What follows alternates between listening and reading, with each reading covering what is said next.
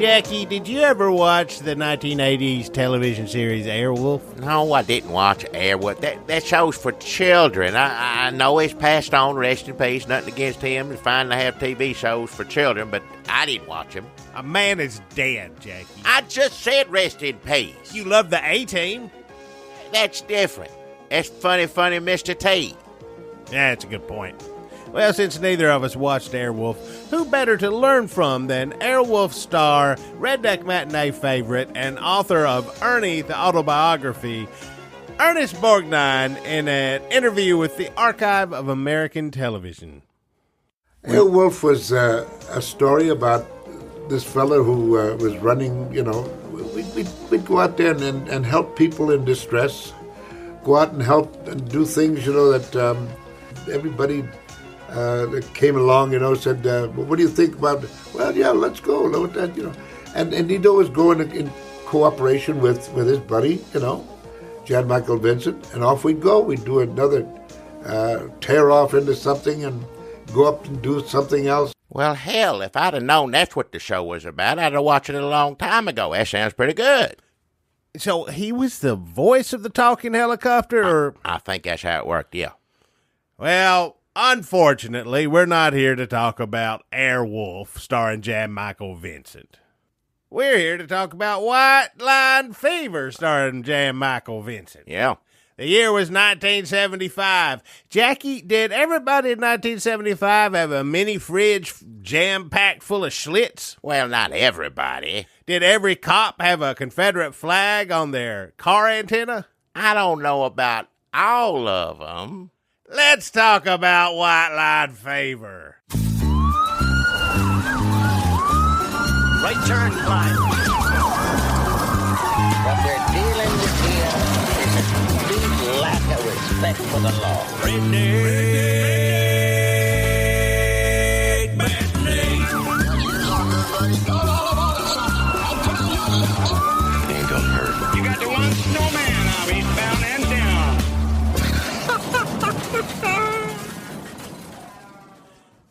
1975's White Line Fever, Jackie, we had a hard time finding it streaming anywhere, but if our friends are listening at home want to lay their hands on a copy, well, where can they do such a thing? Well, you can get it on the Amazon. You can get it $6.99. Get it on DVD. And bargain. Yeah, $60. Get it like that. But if you want something a little fancier, you can get you for $9.96 or the Blu-ray movie. But when you get it, it has to come with the two other movies, one Rutger Hauer in Blind Fury, and the other one Chuck Norris in Silent Rage. So maybe some of you think that's a deal, want to do that, go on and do it again. Which one is Silent Rage? Is that where he's real mad, but he don't talk much?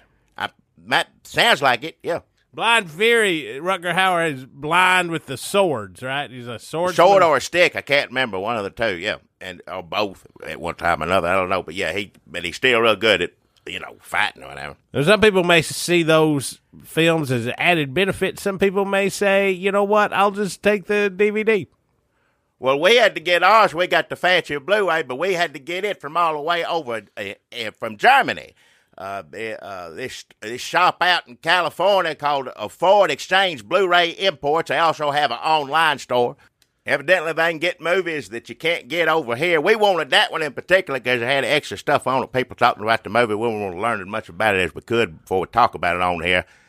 But yeah, that's Ford Exchange Blu-ray Imports. You don't know where they can get you something. Of course, you need a special player. He'll give you that too. He's got the whole setup out there. So, White Line Fever. Thank you for that. Yeah. So you got Jackie ordering foreign films from a store in California. White Line Fever ain't a foreign film. It's foreign over there. In Germany, they think it's foreign. It's not. So you just brought it home.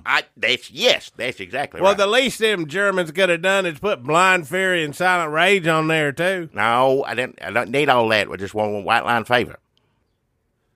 Jackie, there's a good case to be made in the court of trucker law that White Line Fever is the first trucker movie as we think of trucker movies.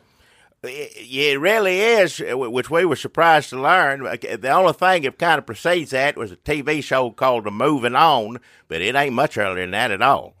No, and so before this movie come out, there was trucking songs, country music. Well, yeah. Big subgenre of country music. Really put the pedal to the metal in the 60s. There's so many of them. Jackie, what's your favorite truck driving song? Oh, good Lord. It's hard to say my favorite. There's so many damn good ones. I mean, I could sit here and rattle off probably 50, 60 good ones, but nobody got time for that. Well, no, I love every one of them. I tell you what a good one is. Honk your horn, truckin', my only sons are dying. Oh, that's a sad one. I like Wheels on My Sternum. Oh, yeah, that's a good one. Remember CB Symphony? Remember A Really Mad Woman in Abilene? Oh, that's a great one. Oh, and then Hand Me That Pail in the Glove Box. I love that one. Who could forget Commode Full of Coffee? We can go on all day, but that ain't what we're here to do. We're here to talk about the movie White Line Fever. Yeah. No, there were a few trucking songs in the 40s and the 50s. There was Truck Driving Man, Johnny Horton's I'm Coming Home, but in hick flicks, The Rise and Fall of Redneck Cinema by Scott Von Doviak, probably mispronouncing that, which is as close to required reading for our podcast as any book that ain't the autobiographies of Ernest Borgnine or George Goober Lindsay. He says about Dave Dudley's 6 Days on the Road, the song's hero is a loner. It seems like a month since he kissed his baby goodbye. He's an outlaw, dodging the scales with his log 3 days behind and taking little white pills to keep his eyes open wide. He's a man of might, with his diesel wound up and passing everything in sight. In short, he's a cowboy.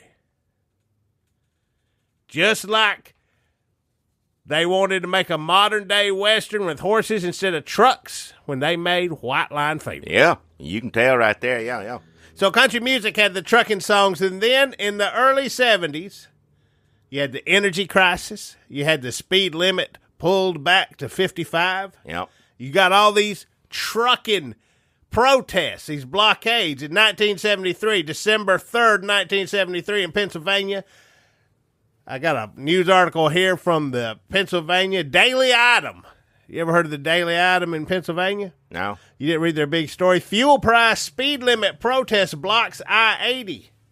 Rolling Stone, 1974. Truckers go to Washington. Democracy in action on the interstate after 1 million strikes and protests and blockades. Convoys. Most truckers end 11-day strike in 1974. This was all happening in the news. And also, at the same time, CB radios are starting to be identified with truckers. Yeah, that's popular. Everybody had one of them, yeah. 1973, I looked, Jackie, to find some of the first times I saw CB radios mentioned with truckers. I found articles that said things like, CB radios are truckers' friends. CB radios start entering the public brain space around 1973, same time as all the truckers are getting in the news. So a lot of what the movie-going public would know from truckers at this time is country music, hence the title White Line Fever, also the name of a Merle Haggard song, and news reports, which is why the movie White Line Fever starts with a news report. I hate when they do news in a movie. It never seems real, but it still reminds me of the news. During the recent truckers' strike, I talked with some Americans that the media seems to have overlooked. About how long have you been driving a rig like this? About 15 years. Do you work for a company? No, I'm an independent. Independent driver. That means you own your own rig. Yeah, me in a bank. Or what sort of investment does a rig like this take to own? About $38,000. I imagine it puts quite a bit of pressure on you making monthly payments. My wife works. What kind of work she do? She's a bartender. Well, I suppose that's okay. Where does she work? Maybe I know her. Does she work down at the Salty Engine? Name of Carol? Carol's actually the name of Jan Michael Vincent in this movie. That's right, yeah. So White Line Fever comes out with the myth of the trucker established. This is my theory, Jackie. With the myth of the trucker established from country music at the crest of the CB craze, right after nationwide trucking protests, right in the middle of a decade-long fascination with good old boys, but before the national aesthetic shifted completely to being based on Hal Needham's Den. At this point, the trucker as we know it today is still being formed in the minds of America and still wears its gritty blue-collar working man roots on its sleeves, root sleeves. Add a little more 70s to that concoction, and you get Convoy for better or worse. Yeah. Movie or song. In 1974-75, the other big truckin' pop culture hit was Movin' On. That TV show, that's Sheriff Lobo on there, yeah. Yeah, you got two truckers. It's basically here's Boomer. They just drive around and help people. Yeah. One of them's Claude Akins. He must have been so upset that they didn't have a sheriff chase him around that he said, next time, let me be the sheriff. Yep. That's when he become old Sheriff Lobo. Yeah, that's right. That was his claim to fame right there, yeah. But Moving On did have a Merle Haggard song as a title also, and he actually sung the title song for that show. Oh, yeah. Here, let's play that now. No. I'm afraid to play a Merle Haggard song on a podcast. I think we get in trouble with the podcast police. Something is wrong when you're scared to play a Merle Haggard song. Podcasting is broken. But then as the decade goes on, we get the song Convoy, we get Smoking the Bandit, the movie Convoy, the movies get goofier, everything gets a little late 70s, and that's how in a few short years we went from Moving On to Sheriff Lobo, from White Line Fever to Goober and the Trucker's Paradise, a TV movie / failed pilot starring George Goober Lindsay, where he and Goober's sisters run a truck stop. Let's play the theme song to Goober and the Trucker's Paradise as performed by Mr. Ray Stevens. No, if we ain't playing Merle Haggard, then we ain't playing no Goober song. White Line Fever was filmed in Tucson, Arizona, the early part of 1975 and released that summer. Jackie? Yeah. Do you remember that part in the movie, White Line Fever, where Carol Joe Hummer is getting blackballed? He goes to all the trucking companies and he can't. Yeah. Nobody will let him drive a truck. That's right. Couldn't work. Remember that one bald guy with the sideburns who looks like a hippie trucking company owner? I never did understand. Of course I remember him. He stands out like a sore thumb, yeah. I thought maybe it was just to show that there's all kinds of people. He was good in this scene. Well, yeah, he's fine. You got a hippie, got a witch doctor, just different types, you know, like in a movie when they go into central casting or Who's Eating at the Warner Brothers commissary. Got people dressed up like lion tamers and beekeepers. Well, come to find out, Jackie, in my research, when I found this column by Don Shelley in the Tucson, what's it called? The Tucson Daily Paper. Let's just call it the Tucson Daily Paper by Don Shelley. He had an article in there. I think this man, this mustachioed man, I'll put these up on our Patreon site or somewhere where y'all can look at them on our Twitter. He hung around the set of White Line Fever, just wrote a bunch of articles about it. But he's got one article in here where they were looking for the actor that was supposed to do that scene dropped out, and they had to get Henry Kendrick, who's I believe he's in Raising Arizona. He's in other movies. Oh, yeah. But at the time, he was a local Arizona actor. They pulled him in from his job. They found a bunch of clothes. He had his wife. He said, honey, go get me a bunch of clothes that look like a trucking company executive. And then they had him just wear what he had on, which was a turtleneck and some comfortable slacks. This is a little behind-the-scenes factoid. If you're watching the movie and you're like, we watched it, it's like 45 years later, we're like, what's that hippie doing there? Yeah. That's why. Somebody got sick, maybe, or just fell, hurt their arm, maybe. Or they were like, you know what? I don't want to do this anymore. I quit. Yeah. And they got Henry Kendrick. Listen, I could read Don Shelley articles all afternoon. That's not what we're here to do, though. No. I mean, it's a small part of it. So, Jonathan Kaplan is the director of White Line Fever. He attended New York University. Jackie, you heard of that? I've heard of it, yeah. Where he was recommended to B-movie king Roger Corman by Martin Scorsese. You heard of him? Yeah. You know that extremely excitable teacher from NYU in the late 60s? He make mob movies. Famous, really wired little teacher. Drugs. Kaplan made films for Corman. He made the hit, he made, I think, a movie called Night Call Nurses. Need to check that out. I don't know about that one, yeah. Student Teachers, I think, is another one. He made a hit movie called Truck Turner, starring Isaac Hayes, and also a lot of the same people in this movie. Then he got the chance to direct a movie about actual trucks, White Line Fever at Columbia. Feels like a drive-in cheapie, but it was a call-up to the majors for Jonathan Kaplan, whose father, film composer Saul Kaplan, was blacklisted in the 50s, much like Carol Jo Hummer is blacklisted in the southeastern Arizona trucking community. Oh, so he lived some of that, yeah. He lived through a blacklist. Yeah. Hey, remember when we watched that interview with screenwriter Ken Friedman, who also went to NYU with director Jonathan Kaplan and was also taught by Martin Scorsese? How could I forget? And he said they were talking about, how would director of Walking Tall Phil Carlson do this movie? Well, that's funny that because I found a review that just said it was a ripoff of Walking Tall. White Line Fever, a trucker's version of Walking Tall. Well, In the Austin newspaper daily. there's some similarities, but I don't know. Maybe if I had seen this Needs more sticks. right after, it needs a lot more sticks. But I don't know how I feel about that now. Roger Ebert's review also said it was like Billy Jack.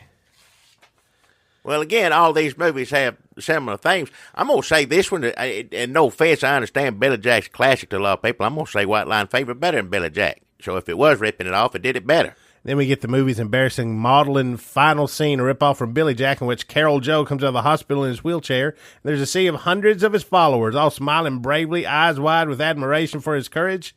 And he musters up a plucky grin, which inevitably becomes the final freeze frame. Spoiler alert! Roger? That ain't like Billy Jack's going to prison. He's just in the hospital, scuffed up. Billy Jack's out there all standing out there, and they're taking him and put him in prison for Lord knows how long. We ain't watched the trial of Billy Jack yet, but that's coming up soon. Are we going to do those, all three of them? Hell We yeah, got we to are. do 3 Walking Tall movies. I know it. Before the movie's over, he will be driven to suicide. Not his own, but his truck's. This is the best line from the Roger Ebert review. Did not like it. Aside from Airwolf, White Line Fever also stars Kay Lenz as Jerry Hummer. She won an Emmy for the TV show Midnight Caller, I believe guest actor. Future wife of Partridge Family heartthrob David Cassidy, star of the Rod Stewart music video Infatuation, also directed by Jonathan Kaplan, also starring Dick Miller. You remember Infatuation? Nah, You remember Dick Miller? I think so, yeah. Dick Miller starred in a bunch of Roger Corman movies, and then all the little hippie kids that made Roger Corman movies put him in their movies. He just passed away, God rest his soul, yeah. There's a documentary on him that Jonathan Kaplan is also in. Dick Miller, rest in peace. Slim Pickens, former rodeo clown, Oh, yeah. turned into America's favorite racist. This was before Trump. Well, yeah. Trump would... Listen, I don't want to get political, but I just imagined Donald Trump running from a bull, and it was funny. I don't care what side of the aisle you come down on. Also, he sucks. LQ Jones, R.G. Armstrong. Oh, yeah. What famous music video was he in? I don't know about no music videos. He's in lots of westerns. I know him from them. I know him from fucking Metallica, Enter Sandman. Watch your mouth. I guess he's supposed to be the Sandman or a really wrinkled snake person. Sam Laws, who plays Pops Dinwiddie, was in Walking Tall, which apparently they ripped off for this. Debatable. And in Truck Turner, directed by Jonathan Kaplan, where he plays Nate Dinwiddie. Relation? We're going to have to find the Sam Laws documentary. And, of course, let's not forget Slim Pickens' secretary, Leigh French.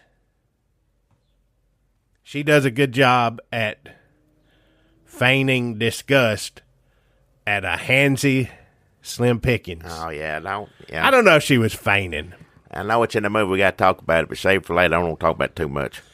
Leigh French was born in Ashland, Kentucky. Oh, yeah. She was on the Smothers Brothers show, Jackie. She played ditzy hippie Goldie O'Keefe. Those are both drug references, both names. Well, I wouldn't know.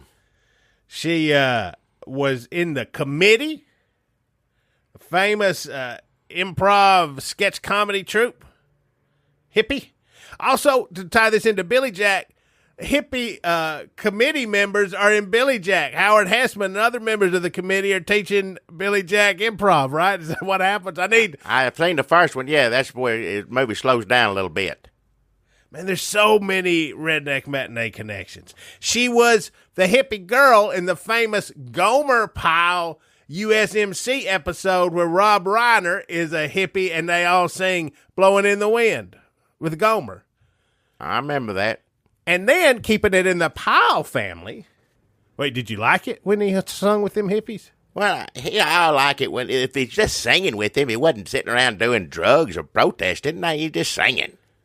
I mean, it was a Bob Dylan song, so well, it's a little bit of both. Gomer didn't know anything about that. He didn't know any better. He didn't know any better. He just had a good voice. He'd sing whoever asked him to. It didn't matter. Hippie, straight. He was a good man, good-hearted man, yeah. Did he even know he signed up for the Marines? I think, yeah. Yeah, you know he'd signed up for it. What do you mean?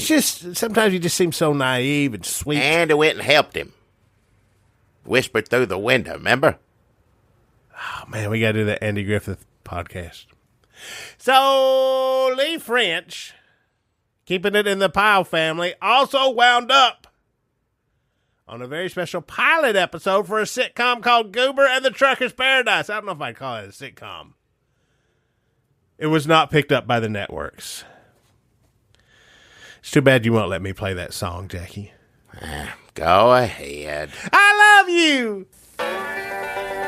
It sits right on the interstate, easy off and on.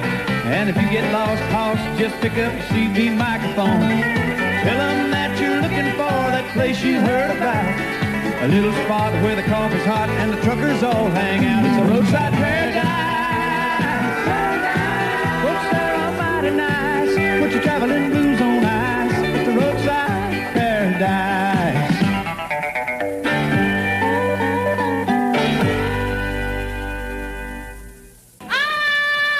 Break off my arms and call me close then, Goober!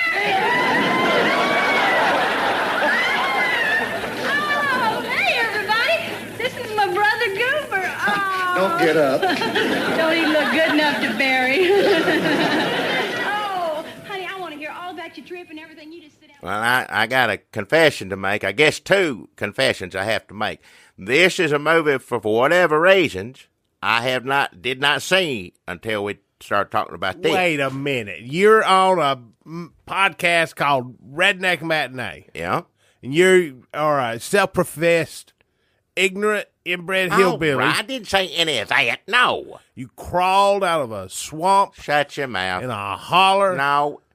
A jug of moonshine in one hand and a podcast microphone in the other. What? With a bunch of ticket stubs to Walking Tall and Smokey and the Bandit and damn old Convoy and all this other redneck movie shit you said you've seen and loved and you ain't never did. seen White Line Fever? No. I just, for whatever reasons, I hadn't seen it. I don't know why. It didn't happen. I'm glad I seen it now.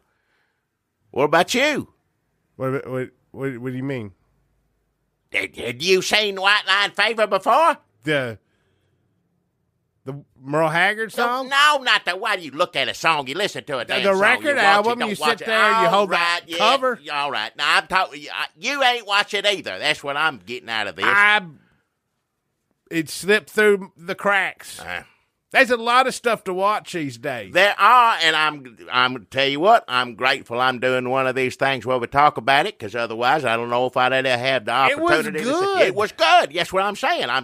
I wonder, had I seen this one first, if that would color my opinion in any way concerning the other movies in this, genre, whatever you want to call it, trucking movies. Because this come out 1975? 1975, summer 1975. Yep.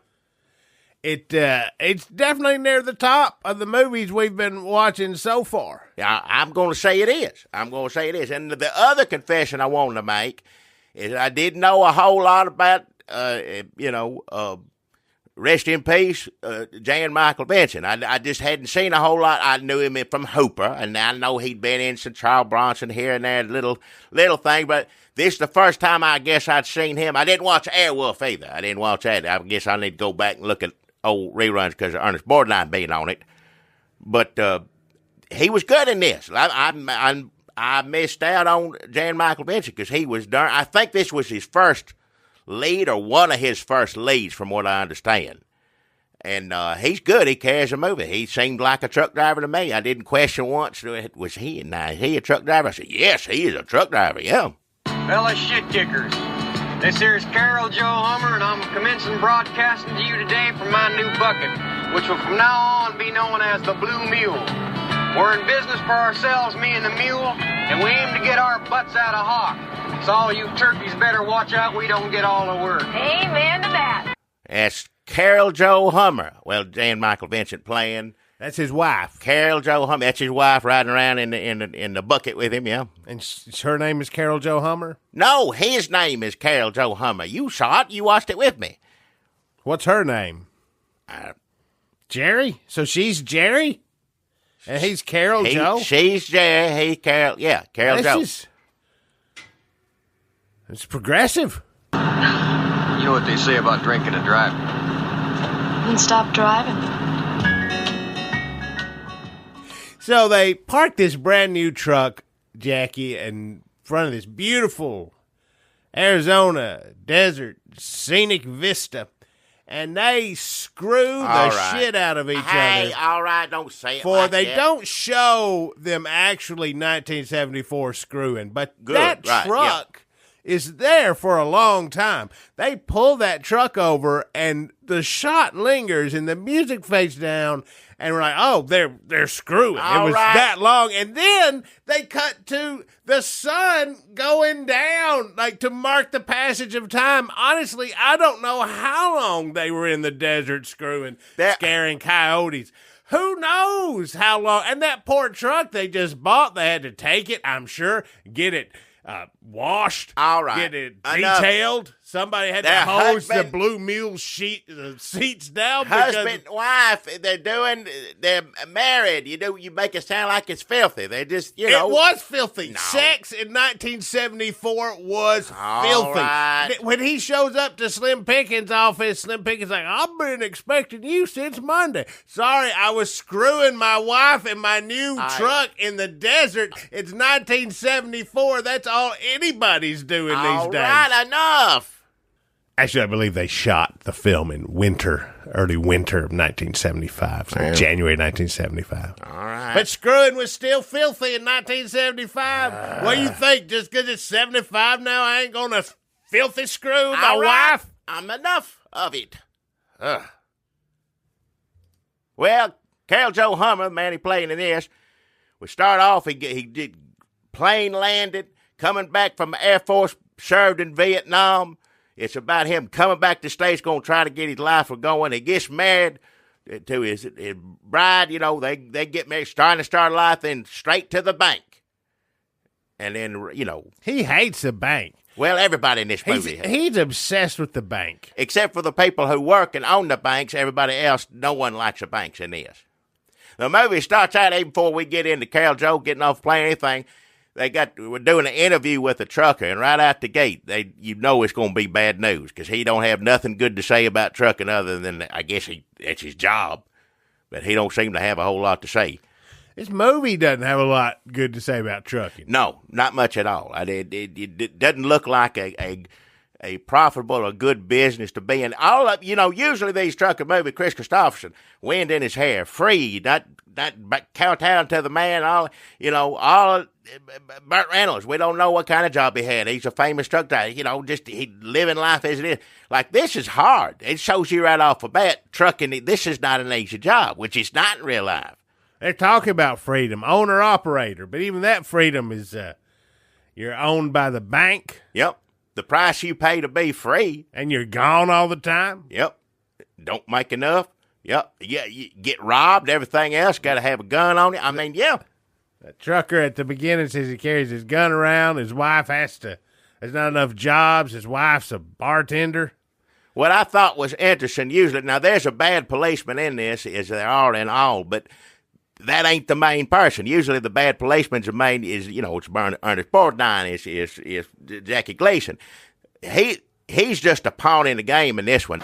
Bob, it's guys like you to give the police department a bad name. Ain't that the truth? He's working for the banks, for the man. I mean, as it goes up, too, is what I like, because you see, here's a bad guy. Who? Slim Pickens. Let's go ahead and say that right now. In a movie with Slim Pickens, even if he's kind of creepy and nasty, which he is in this, is still a good movie. This ain't the ladies' room. Come on in. It's got a lot of these old West. It's got R.G. Armstrong. It's got L.Q. Jones. All of them bad. You can tell they're good old-timey Western actors because they got initials for names. Yep. But every one of them is bad, but we in different levels. You start with Slim Pickens. He's at the bottom. I guess before him, you got some of them truckers just trying to cause trouble, and then him. The goons. They got the goons, and it just keeps going up and up and up till we're finally in some office or out on the golf course or whatever it is. A steam room. I could have passed on that. There's one scene with all of the corporate villains, all just a bunch of privileged ball stew in this steam room, hot tub. It's uncomfortable. Talking and being racist. Talking district attorneys and head of corporations and just the real bad guys are corporate America. Yep. Capitalism. Yeah. It's like a Bernie Sanders trucking movie. It is in some ways, yeah. Can you imagine Bernie Sanders as a trucker? I don't want to. Trying to turn a truck around somewhere, or just roll his window down. Can you help me with directions? I'm turned around. I think remember in the commercial for Ernest Saves Christmas? I think it's in the trailer. It's in the actual movie, but the commercial they'd play Ernest Saves Christmas, him hitting his head with the door of the truck over and over again. Oh yeah, that'd be like Bernie Sanders. Yeah. Lots of bandages. Hey, better than what we got, though, right? Lots of bandages all over his head, yeah. Yeah, listen, I'm going to tell you right now, I am 100% in favor of any truck driver being president. I'm going to agree with that. I wish we had somebody like Jan Michael Vincent that will go up to Washington and straighten it out. He tries to straighten it out in this movie. He does his best, but I don't know. There is no straightening. No, there isn't. It's corrupt. It's always going to be corrupt. Nothing that don't be looking for a happy ending because you ain't going to get it in this movie. Let me say There's right now. some symbolism. There's a symbolically happy ending. That don't mean that don't put symbolism. Don't put food on the table. Hey, Jerry Reed said it in Gator. Son, there was a man before me, and there'll be a man after me. Yep, and a man after that. Yep, and there's a lot of men in this one, like you said, sitting in the sauna. Just ball soup, just sagging nipple. All right, I don't need the just R.G. Armstrong. His glasses fogging up, just really getting clean all around, all up and down his R and his G. Now, do you think it was a plot point that L.Q. Jones didn't get in there with him, or was that the actor himself? Like, I'll just stand here at the side. Smart. Yeah. Listen, I don't know if he's that smart because there's that big fight scene and chase scene later with L.Q. Jones where he is wearing black leather pants. Yeah. If I was gonna pick a hill to die on, it'd be like don't want to chafe. I could get in this filthy, boiling hot water with all these middle-aged character actors, or I could run around and shimmy up a drain pipe in leather pants. I'll just, you know what? I'm just gonna take my drawers off and sit next to RG here. Yeah. Might have been a wiser choice. RG, LQ, RG. We know each other. Years of Westerns, years and years. The leather pants, though, they may just be shiny. He's wearing a black shiny. He looks like Catwoman. It looked like he had leather pants on. He was running around everywhere, and that's what it looked like to me. It did look like I hope he used a lot of powder. Also, he looks like Larry Dallas's coke dealer. I like when late 70s crops up in early 70s. I guess that's happening here, yeah. I tell you, when we first meet him, you know he's a bad person right out the gate, L.Q. Jones, when you see him. But I'm telling you, when you first see him, you're like, aha, here's a bad guy. We're going to watch L.Q. Jones. He's going to chew up a scenery. He's going to be, this is going to be good. But it ends up, he ends up kind of being a henchman. It's like I said, his plot another goon. Goes on up. They're all goons except for the man at the top. You just capitalism, find out, man. Yeah, ain't none of them got a, owner, operator, my ass. Yeah. You don't own shit. Look, we got a problem. Yeah, pretty soon every trucker's going to start believing in their goddamn union. They all think they got the God-given right to haul what they want to, when they want to. And this is going to give the green light to a lot of horses' asses. Think they can run their business without dealing with the glass ass. All right, fellas, this Hummer business has gone far enough. That's the bad guy, white capitalist cabal laying out their philosophy. The bad guy philosophy. On a golf course. On a golf course. Makes sense. And they're finally going to put a stop to Carol Joe Hummer once and for all. This is a pro-union trucker movie. Yeah. As opposed to Convoy, which maybe is like a hidden pro-union. I'm not sure. Like, this is all supposed to be about freedom, owning and operating. But they're terrified of him because he seems to be, they keep saying he's organized it. Yeah. But maybe he's just standing up for freedom. But does ultimate freedom lie in the union? As opposed to the Convoy Chris Christopherson philosophy, where he tells Ernest Borgnine that the only thing they got in common is that they hate unions and they're both free men. And the other thing in common is that they may be screwing Ernest Borgnine's wife. Well, all right. Let's really have to get back into that. I decided in all these 70s movies, I'm going to say screwing a lot, because that seems to be the best one. Well, that's better than to say the other word you say it. I don't want to hear I'm glad you again. approve. Well, all right. I'll take that over the other thing. I think I'm going to say most of the people that worked on these trucking movies were lefties all across the board. Maybe not Hal Needham. But in this case, you had young 20-something Ken Friedman, the writer, and you had Jonathan Kaplan, the director. They were East Coast lefties. I don't know if they were East Coast. They went to NYU. And they purposely were trying to make an anti-fascist. That's what Ken Friedman said on that German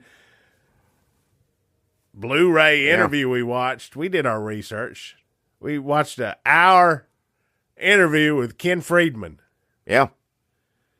So they were definitely trying to put a lefty spin I don't on want the trucker picture. You're going to scare some people away by saying that. Now, you can just sit back and avoid the politics in this if you want to. It's not like you have to dwell upon it. We all know that corporations and everybody, that's kind of a running thing with stuff. And now you can also get plenty of message out of this, like you're saying, but you can also enjoy it as just a good trucking. There's some fights in it. There's a few car chases. Not a whole lot now. It ain't like Smokey and the Bandit.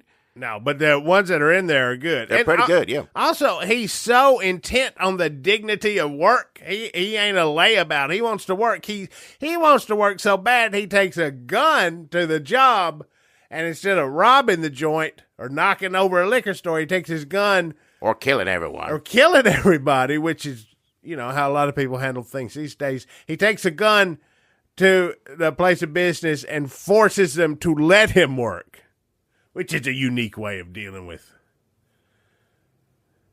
I mean, it is corruption, so he does go in there. It's not just like, I can't use you today, Carol. Oh, they blackball him across town. The first day he's happy to go to work. He goes in there, thrilled to death. His life's starting to begin. He got his truck. He got the money from the bank. He got to pay off, but he's going to do it. He's going to get to work, and things are going to get made clear to him pretty quick. And also, this is a great movie because we learn what it's like how to become an independent trucker, at least in 1974, at least in the imagination of Ken Friedman. So when he's going around knocking on all these doors and all these terrible warehouses, and he's talking to like cowboy owners and hippie owners and all the different owners, as soon as they find out who he is, this is also famous trucker. So as soon as he says his name, they're like, get out. Yep. Blackballed. Yep. I guess, yeah, if you learn about trucking, one of the most important things I suppose you learn is that you definitely got to have a gun of some kind. So that's not lefty. I guess in the 70s you could take your gun to work and people don't really, because like he goes up there, what's so-and-so and where's, oh, he's down the hall or we're hauling this. Just carrying his gun. Yeah, they don't seem to say anything about it. I thought one guy was going to go, hey, nice gun. Yeah. I mean, it's Arizona, so it sort of makes sense. Now, you understand his frustration. It ain't like he gone crazy going to kill him because he been black. He been doing the right thing since the get-go. Yeah, again, like right off, Slim Pickens explains to him the way things are. Hey, you know what's going on out there? Boys are packing contraband. Now, what are you talking about, son? Cigarettes, slot machines. Now, what's wrong with that? That's just a little bit of untaxed tobacco out there. When did all this start, Dwayne? Shoot, you gotta keep up, son. What are you telling me? I'm telling you, here's a chance to pick up a little easy piece of change. Get something nice for Jerry. Hell, Dwayne, you know they catch me hauling that stuff, I'm liable to lose my license. Oh, shit, boy, be sensible. There ain't nobody getting hurt out yonder except Uncle Sam, and hell, he's getting too much already. How about you, Dwayne? How much you getting? Carol Joe Hummer hates breaking the law. Yeah. Why should he have to break the law? He served in the military. He come home. He wants to do everything on the right way. He knows he's going to have to pay the bank. He didn't go in and rob a bank. He filled out a loan, the whole bit. Yeah. He hates breaking the law so much he gets a gun and forces them to let him work. Yeah. Straight and narrow. Yeah. And no two ways about it, yeah. Now, once he holds him up for a job, not, to give him a job so he can work for the money, once he gets out on the road, they're going after him, and this is when I think, well, here's a movie. This is going to be good. I'm excited about this. He's got to get this across the country. He got to drop his load, and the whole way they're going to be after him, shooting at him, everything else. They're chasing him, and I thought, well, hell, this is a movie. I'm ready to go. This is going to be something else. It's going to be like Road Warrior or something like that. But no, this just one out of many things in the story. This is not what it is. It is not a simple movie. It is in some ways, in other ways it ain't. Yeah, it seems like it's just going to be him. I got to get to this, and they're going to be trying to stop him, but... Yep. No, he just kind of does it. There's some good stunts there. Him hanging off a side. I don't know if that's actually Jan Michael Vincent, but stuntman, whoever did it, it's good. He runs down the back of the trailer with a shotgun and then hangs off a side of it and shooting at the car on a road up coming up against it. Yeah. It's straight out of a Western. Somebody hanging off a stagecoach. They said in that interview they purposely did it to echo a Western. It's weird. They got a bunch of Peckinpah actors in this one, and it come out before Convoy. And these kids who idolize Peckinpah are definitely trying to make a trucker movie by making it a Western. Yeah. And all the echoes of all the company's called Red River. I'm going to say they did a better job than Peckinpah himself. Of course, I don't guess they were on as many drugs, I guess. I'm sure they were on drugs. We're not saying they weren't on drugs. Well, there's rumors says that I don't know if it's true or not, but they said this is where Jan Michael Vincent was introduced to cocaine. Is what the rumor is. There's a clip, I believe it's Trailers from Hell on the internet, where director Jonathan Kaplan says that this is where Jan Michael Vincent was introduced to cocaine. Yeah, well, and I understand that didn't go well for him. I don't think it does to anybody, but yeah, went particularly bad for him, from what I understand. One of the things that White Line Fever might be remembered for in film history is that that's the picture in which Jan Michael Vincent was introduced to cocaine. And I think that may have had something to do with his not becoming the big star that Goober hoped he would be. That's director Jonathan Kaplan on Trailers from Hell talking about producer Peter Goober, not, unfortunately, George Goober Lenz. Oh, yeah. I don't know what his feelings on Jan Michael Vincent were.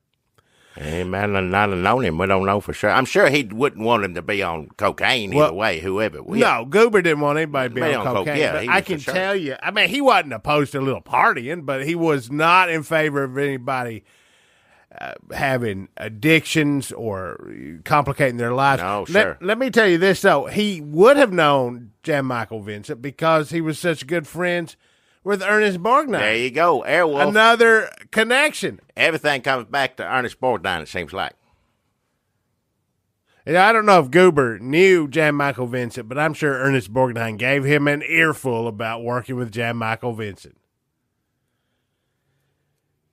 Also, Jackie, let's stop talking this nonsense about George Goober Lindsay and cool action sequences when we could be talking about the political themes and overtones of White Line Fever. This movie really does speak to a blue-collar ethos. Is ethos the word I'm trying to use? I don't know. Should I look that up? It depends on whether you want people to think you're idiot or not. That's, I don't care. Yeah, well, then go on. It really, there's this whole blue collar. It's the Roseanne of trucker movies. It really paints a let's be honest, depressing picture. It's grim. It's anything, and you're pulling for him all the way through it. But by the end, like hell, he should have just got another job. The coolest thing that happens to a truck driver is that scene where he's nearly falling asleep, and that one trucker's like, shit, you better pull off the road, son. There's a truck stop up ahead. And when they're in the truck stop talking about how terrible it is to be a trucker, there's a sign that says, reserved for truckers. So you can at least get a booth at a diner. But that's probably, they put that sign up probably around midnight. I don't see any other perks in the job. If this were the biggest trucker movie, like if this were bigger than Smokey and the Bandit or anything else, people would not, everybody in my graduating class would not have gone to trucker school. No. I mean, it's pointless. They would have said, I'm getting a business MBA. Is that the thing? What's an MBA? Is that basketball? MBA? Yeah, NBA. Oh. Maybe they would have played more basketball. Yeah. Instead of just going around going, wrong, wrong. It's a better job, I'm telling you, if you could play it. If you're good at it, get something, because trucking, there ain't nothing. Like I said, ain't nothing good in this. And just how it affects your personal life on so many levels. I mean, he winds up in the hospital. His wife, doctor does tell him that she will live a normal life, thank goodness, but they lose a baby. She's not able to have children anymore. None of what he did is worth it. Also, as soon as she gets pregnant, she's like, I got to have an abortion. That's right. Well, she knew he was a trucker. I know I wouldn't want anybody to have to do that. But if Jan Michael Vincent's your husband and he's going to be on the road all the time, barely getting work or getting killed for that matter. And he does bring a lot of this on himself, by being a good person who threatens people with a shotgun when he was looking for work. Like, his LinkedIn picture is just him holding a shotgun aimed at the camera. He can't. He has to stand up for the little guy. But if he just taken them cigarettes. That's all he had to do. Now, man needs to stand up for what he believes in, but maybe you need to get another line of work. Now, granted, this film doesn't depict any other job as being appealing either, because his brother-in-law got a jackhammer. He's out in the street. His wife works in a Dr. Pepper factory I guess going through the defective can. She takes it. I'm not quite. This is the worst job in the people that work at the Planned Parenthood in Arizona dealing with that waiting room. Every job in this is better than the Dr. Pepper plant where Jerry Hummer works, because it doesn't make any sense. There's two rusted barrels and there's a conveyor belt. Listen, I've never worked in a plant. It looked in like the 70s. Laverne and Shirley, when you think, like, when it comes on, this would be funny. Like, no, it's just awful. Like the Dr. Peppers go into one barrel, and then they start spraying on her, and then she picks them up and puts them in another barrel. But it all seems very haphazard and chaotic. And then another woman or manager comes and screams at her. It's confusion as to what she's doing. I have to say, I'm not quite sure what the job. There's not everybody in this movie, to their credit, they're working jobs. As awful as they are, they're still going to them. And then, of course, while they're going to these awful jobs, they're trying to get another new job, like his wife when she filling out a resume. Honey, what college did I go to? You didn't. Pima. P-I-M-N. You gotta be careful. They check on that sometimes. No, they never check. Previous experience. What kind of previous experience you supposed to have to be a nursery school teacher? I don't know, but you ain't got any. There's not a good job in this movie. Oh, no, the worst job is the secretary who has to screw Slim Pickens. Oh, see, now that was as part of her job. I love Slim Pickens. Lord knows I love Slim Pickens, but I don't like to see him grabbing and failing on young women and uncomfortable. I just assume him be the lovable, riding a bomb down to destroy the world, Slim Pickens. Lovable. That's what I want. I don't want him. It makes you uncomfortable. Makes me uncomfortable. I don't like to see it. Listen, I'm a little turned off Dr. Pepper, and I'm a little turned off sex after this movie. Yeah. Let me also tell you that when Slim Pickens, spoiler, when they kill Slim Pickens, unexpectedly the first to die, because the way they're setting it up, I'm like, oh, they're going to kill his wife, or they're going to kill the dog. Somehow the dog, I have to say, now his wife, she does, he goes to, they burn his house down, it goes on and on and on. But that dog somehow, thank God, because as soon as you see that dog, as soon as you see that they love this dog, like, well, hell, I don't want him. He does kind of disappear from like the second and third The act, dog is smart. It gets the hell out of there. He's gone. But it didn't wind up, in the ground. So the secretary tricks, you see her going to L.Q. Jones, Buck Wessel. It's a great name. There's good names in this movie. Buck Wessel. And she's like, oh, I can't take it anymore being with him. The implication is she's just going to start screwing Buck Wessel. But she tricks Slim Pickens. They take him out. A bunch of truckers take him out, beat him up, throw him in front of a truck. He gets run over. Great sequence. Yeah. I mean, it's scary. I mean, it's a little rough, yeah. But post Me Too, I think she's a hero. You could look at it that way, yeah. I mean, what does she does kill Slim Pickens, but, I mean, she's playing the cards the patriarchy have dealt her. I think she's one of the few people who gets a true happy moment in this film. Even though she turns her head when he gets hit by the truck, I think the follow-up shot would be her turning her head again and just kind of snickering. There's another part about this I just want to point out real quick. They take him out there. This is planned. They got a truck ready to come. They're going to throw him in front of it. They're in on it. Everybody's in on it. Right when the truck hits him, he honks a horn. Maybe that was just to add authenticity in case like a coyote was watching. I don't, maybe, but it seems like if you're taking someone out to kill somebody, you don't want to cause any attention to yourself. But so be it. As long as we're talking about the end of this movie and all the stuff they do to him, when the bad guys, the masters of the universe, the titans of industry that run Glass House, the Glass House Company, more symbolism. Yeah.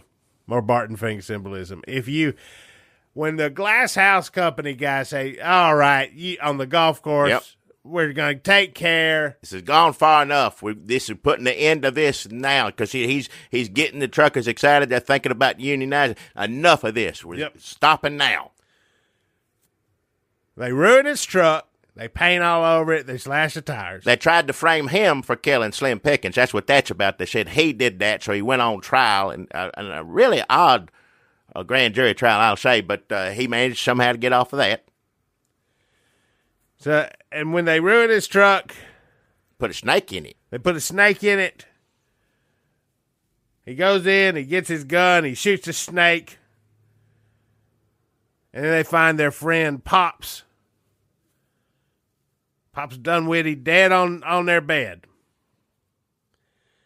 Why did they just kill him? They should have just killed him. If you're going to kill somebody anyway. They said we're going to put a stop to this right now. Why? What did they get by killing the poor old black guy? Well, I think that now there's a political point on that too, because his son. Now this is for a good reason. I think. I mean, I hope this is a positive thing. All these movies in the 70s usually deal with race, and I think for the most part try to do something right. Now, whether they achieved it or not, I don't know. Whether they did it about the right way, I ain't gonna say. We say try to do something right, we mean like, look, I got a black friend. I'm cool. Right. We're good, right? Yeah, that's what I mean. I'm not saying I'd really enjoy the money that you pay for the price of admission to this feature film, Black America, by seeing me say, black people are all right. Now, in my point of view.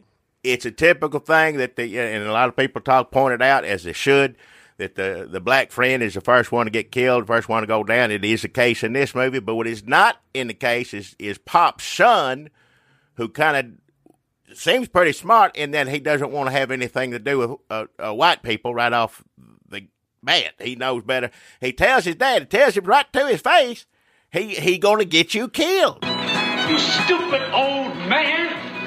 You think that he's going to get you work? He's only going to get you dead, man! He's a black man in Arizona, pretty smart already, saying, stay away from Jan Michael Vincent. And he was right. His daddy should have listened to him. Not often is it somebody should have listened to the black man. If they'd listened to the black man, then everything would have been all right. That didn't happen in a lot of movies. You're talking in trucker movie. Okay. And yes. You said it weird, and somebody could take your voice and put it on the answering machine. I talk about the trucking movies. But listen. Yeah. They kill Pops, and the son is proven correct. It still doesn't make any sense. It's a lot of trouble to go through. They were very clear on the golf course they were going to take care of this problem. Instead, they mess up a truck. Somebody has to go buy a snake.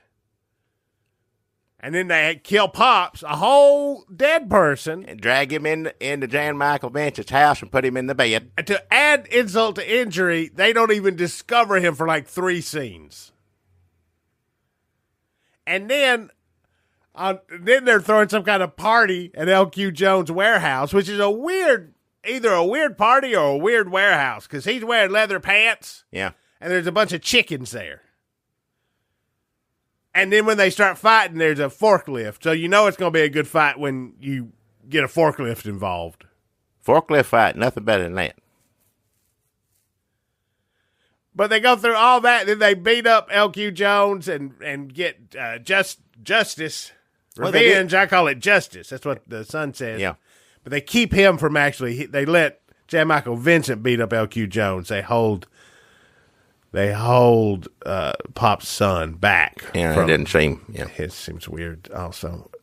But then on top of that, they bring them all out to the giant Matt Payton building to have a board meeting where they sit around and try to sell the truckers on working with it's very complicated. It's the opposite of what they said they were going to do. Where they said, we're going to take care of this right now. If we're killing the black guy doesn't work, we're going to try to buy him out. That's essentially, I guess, what the plan was. We'll pay him off. Yeah, this is how...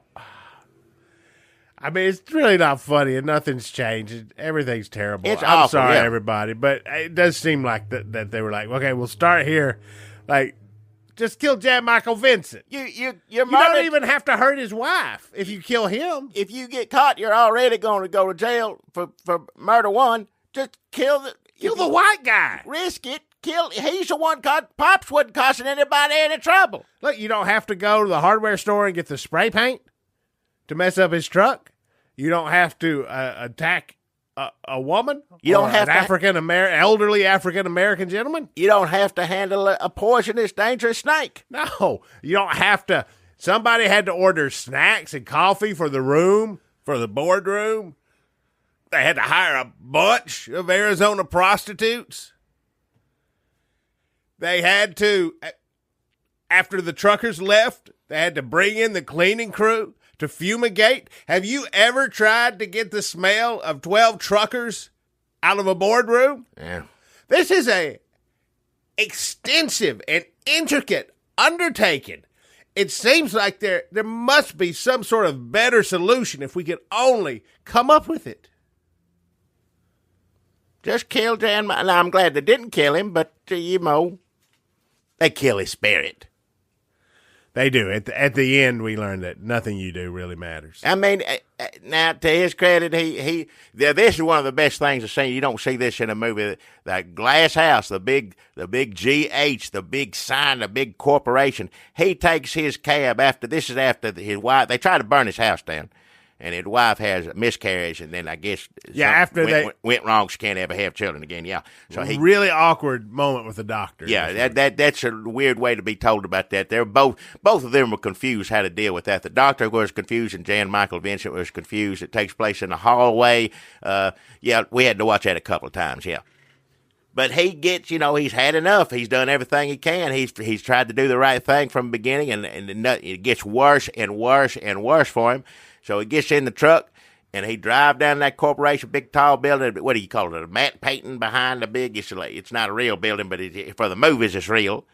But this big sign they make, when you first see it, you think, well, the hell, that's part of a painting too. No, they made this big GH glass house, sign. And sure enough, he just takes this truck cab and just runs right through it. It's a pretty good stunt, I have to say. It's pretty good. You don't see good stunts in movies no more because the computer does everything. Now they launched an actual truck through two letters. Like I said, don't let the political stuff scare you off this movie. You're going to see some stuff you're going to enjoy, I'm telling you. Maybe this movie is pro-corruption because everything he does just gets people he loves hurt. Like his wife has a great scene where she begs him to take the deal. He's like, no, I got to stand up for what's right. This is more than you and me. All right, what is it? You were lucky today, Carol Joe. Damn lucky. I was innocent. Christ. Who the hell do you think got you off? The Tooth Fairy? Truth got me off. I got you off. And next time you just might not be so lucky. He wasn't. Why didn't he just listen to her? This is a story of a white man who doesn't listen to black people or women and gets all of them killed or hurt. Hurt bad or dead, yeah. Listen, even Slim Pickens at the beginning, if he just played along with that, everything would have been fine. Plus, he would have got $30 extra. Which in 1974, that was you could have bought ways. Yeah, that lasted a while there. Yeah, you could buy several more purple diesel power hats with $30. Could he not just have retired in the Air Force? I mean, Vietnam ended in a year. Hey, thank you kindly for listening to us here on Redneck Matinee. Whatever podcast place you're listening to this at, please give us a rating and a review. And if you want to hear us cuss at Trump, go over to listen to us on the Red State Update podcast. And if you really liked us, please go over to the Red State Update Patreon and give us a little jingle jangle. Thank you kindly. There was a fellow by the name of Tom Jones, a wonderful pilot. And he took us up for orientation to see how we wanted to get along and how we got along in a helicopter. And he took us up and we'd go around and do this and do that. And we asked questions and he put our hands on the control and everything else. And I had my hands on the control one day and he said, okay, take over. And he pulled his hands away. And said, what? And suddenly we're all over the air, And he said, no, you've had it. You've been handling it for 5 minutes. I said, what? And I suddenly learned a great lesson. If your knees are your stalwart things, and you hold on to your knees and put these things over by your knees, and you're steady right down. And it's all your feet are working, your hands are working, and it's one of those kind of, you've got to be on the ball. Besides listening to the radio and everything else, you got to be on the ball to be a helicopter pilot.